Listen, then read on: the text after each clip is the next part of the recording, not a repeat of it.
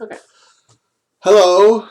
This Hello. is, well, I mean, this is, I don't know, is this your show or is this something we're doing No, this is jointly? our show. Okay, so I don't even know what it's called yet. this is Karen Porter. Okay. She is author of many children's books, helping them deal with emotions. And who am I? That's Dr. Jim Porter, my husband, and he is a mental health counselor and the owner of Jim Porter Counseling Services. And we talk about emotions every day at breakfast. And I'm the author of the Emotude series. And sometimes I try to get tips from him because he is a counselor. And so it's a lot of fun to talk about the cultural nuances of emotion, the personal nuances, and how kids deal with it versus adults. And so we're going to pick an emotion. We picked adoration today. And We went back and I did like this, and then Karen told me what I landed my finger on. And it was So this is adoration. randomly picked. Spontaneity is the name of the game. Yeah. This is our second take.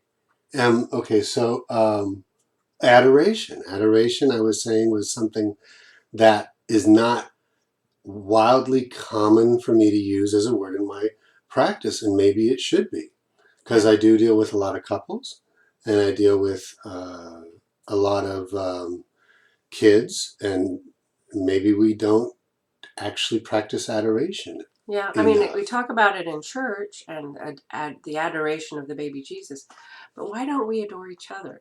Or if we do, are we embarrassed to share that we adore somebody? Or, for me, why does the word not come up that much? Why is it only in church? I know some reasons, but okay. So how do we describe? I don't know. Why do you think it's only in church? Well, I have a particular perspective that I was actually educated Catholic, and there was a tenet that was taught to us that you don't adore people. It was considered a misapplication of adoration. I didn't know that. Yeah. But I'm sure that if I talked to a million Catholic clergy people, a good 70% of them would say, of course, we can feel adoration toward people, because we're talking about an emotional experience. We're not talking about bowing down before someone. So. No, I mean, personally for me, what adoration means is like when you hold a new baby and you look at them and they're just so amazing because they're just so perfect. They have all their little fingers and all their little toes, and they shine. And what do we call them? Adorable. Yeah. We say they're so adorable. Yeah, we do. We get lost in little babies. I think that's probably the best description that I could imagine. And when you think about adoration, it's sort of, there's this innocence. There's an abandonment of judgment, an abandonment of attachment to any worldly thing. Yeah. And what would it feel like to adore the people that are the normal, everyday, see them day and night people in your life, people at home, people at work? Oh, excuse me. And what would it feel like to be the target of adoration? I think so often we look at the word adoration, we think, oh, I'm not supposed to adore this person because that I would look weak, or it would be embarrassing. Something, there's something taboo about, many emotions, but definitely adoration. I picked a good emotion for the first talk, is the truth. How do you feel about me at this time? I'm kidding. Adore you. I adore you too. There we go. I think there is a taboo nature about many emotions, and I feel like there's one about adoration. In fact, I have a memory of somebody doting over me, and guys, we really want someone to look at us like we're all that. We're the king of heaven and earth. But I mean, that's very gender valenced, and I don't really mean that men are special in that way. But it can also, I think, feel a little bit uncomfortable to be stared at in somebody's gleaming face that just thinks you're the top of everything, or that it appears they think It's a huge responsibility. Yeah, maybe, yeah. And then maybe that's why it's acceptable to adore a baby, because the baby can't. The baby's like sitting there or laying there or goo-gooing, gagging, but they can't like change or take that responsibility. Yeah. And so, but Exactly.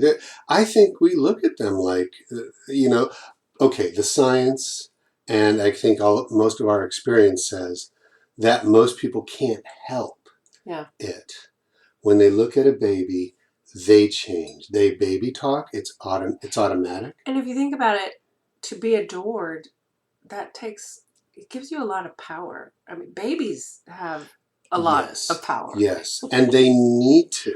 Yeah. I mean, from part of the psychology perspective, to survive, they need to be adored, because if it's okay, they're annoying. They poop, they pee, they keep you up at night. They need to be fed all the time, and I'm not sure. I don't really believe the evolutionary perspective is the only way to describe why we love them so much. There's also a spiritual perspective and all that. Yeah. But yes, it's automatic, and it should be.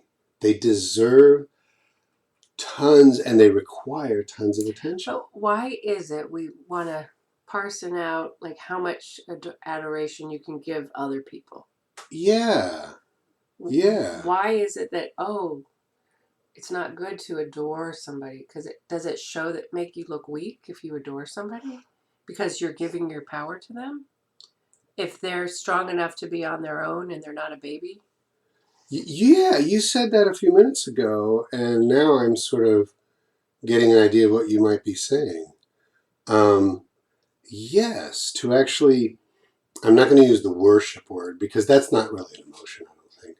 But adoration just has the sense to me of an emotional response.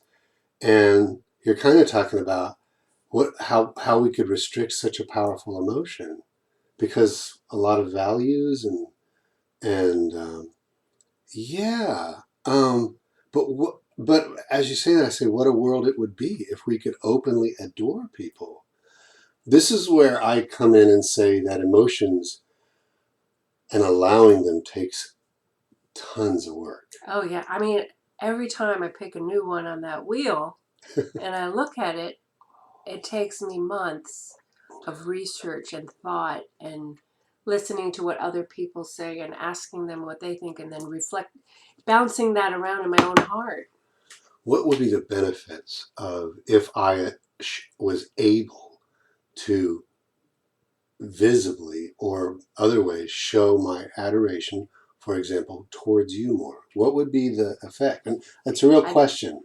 Maybe why don't we get back to you guys and let you know? Well, let me try. Okay. I'm blushing. And now I'm going to have a laughing fit. We are going to have fun with this. Well, I think this is a good place to stop so we can check to see the video quality. And yeah, I'd like to print this one and send it out if we could. Well, let's see what it looks like. But I will say that one way to adore or do any emotion is if you just can't show it on your face like a well-trained actor or whatever, is to say, I do actually adore you. I adore you too.